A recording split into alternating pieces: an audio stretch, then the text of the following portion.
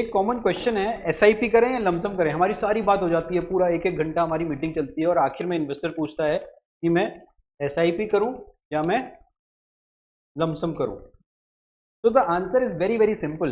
If you have a regular source of income on a monthly basis तो SIP तो करो ही करो। मतलब इसमें 100% आपको कन्विक्शन होना चाहिए कि एसआईपी तो करनी करनी है, चाहे कुछ भी हो जाए एसआईपी करनी करनी है। लमसम, अगर आपके पास लमसम पैसा है आज की तारीख में, मान लीजिए 1 करोड़ रुपए है, 10 लाख रुपए है, 5 लाख रुपए है, चाहे कहीं से भी आया हो, कोई इंश्योरेंस पॉलिसी का आपका मेच्योरिटी आई हो, कोई लैंड बिका हो, कहीं से इकट्ठा हुआ हो, एफडी मेच्योर हुई, कोई भी रीजन हो सकता है आपका, तो आपके पास 100 रुपये जो लमसम में है ये भी आपको इन्वेस्ट कर देने चाहिए। तो इसका आंसर तो ये हो गया कि आपको दोनों करने चाहिए। अब सवाल आता है कहाँ करने चाहिए। That is probably a better question to ask from the investor body कि मेरे पास मंथली स्कोप तो है ही, प्लस मेरे पास लमसम का भी वन टाइम इन्वेस्टमेंट का भी स्कोप है। Excuse my handwriting please. तो मंथली में as I told you SIP करना है। लमसम में जहाँ पे थोड़ी सी घबराहट होती है कि मैं करूँ या नहीं करूँ, मार्केट ऑल टाइम आया, मेरे पैसे डालने के बाद पैसा गिर गया तो, या और बढ़ गया तो, घट गया तो, बहुत सारी चीज़ें होती है।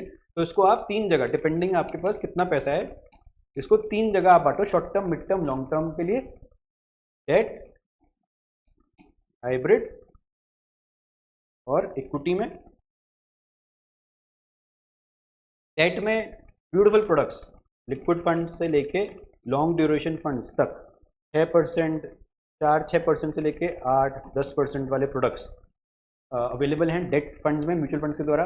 हाइब्रिड में भी equity saving category, hybrid category, balance advantage fund category, multi asset fund category जैसे स्कीम्स हाइब्रिड में अवेलेबल हैं।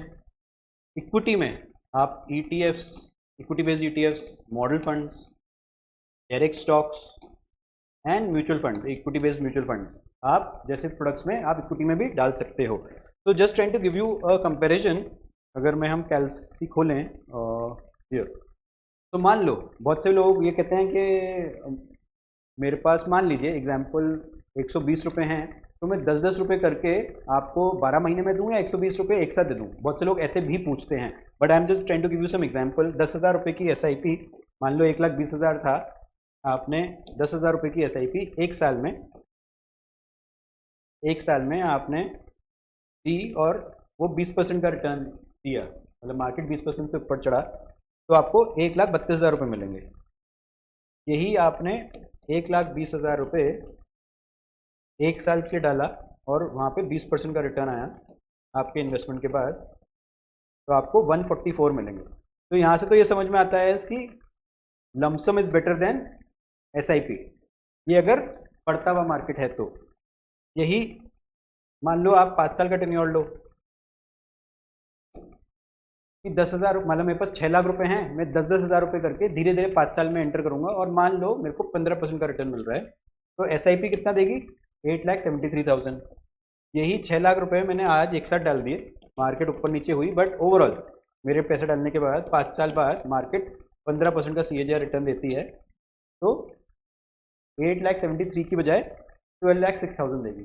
तो इससे आपको सिंपली ये समझ में आता है कि अगर आपको रिटर्न बेटर चाहिए, if you are looking for more returns then lump sum, at least over a period of time, 7-8 years का आप मान लो टाइम होराइजन अगर है, रिटर्न पॉइंट ऑफ व्यू से lump sum is better. Return experience point of view से, जहाँ पे आपको घबराहट ना हो, आपका रिटर्न एक्सपीरियंस मतलब कम ज़्यादा थोड़ा सा वॉलेटाइल कम हो रहा है, वहाँ पे SIP इज बेटर। तो which one would you choose in terms of return versus return experience, in terms of lump sum versus SIP? आप कमेंट बॉक्स में लिख सकते हैं, डाल सकते हैं। तो this was little bit about SIP versus lump sum. मैंने कैलकुलेशन भी दिखाने की कोशिश करी है। I have tried to give you my perspective कि क्या करना चाहिए मेरे हिसाब से। अगर आपके पास दोनों का स्कोप है तो दोनों करना चाहिए। यदि एक का स्कोप है, मान लीजिए सिर्फ लमसम पैसा है, आप उसको SIP के जरिए धीरे धीरे डालोगे या लमसम एक साथ डालोगे, तो चॉइस इज योर्स। अगर आपको ज़्यादा रिटर्न चाहिए तो लमसम डालिए, अगर आपको रिटर्न एक्सपीरियंस अच्छा चाहिए तो SIP करिए। विच one would you choose? Please do hit the please do comment in the comment section. Till then, happy investments and Jai Hind. Thank you. SIP is better. So, which one would you choose in terms of returns versus return experience?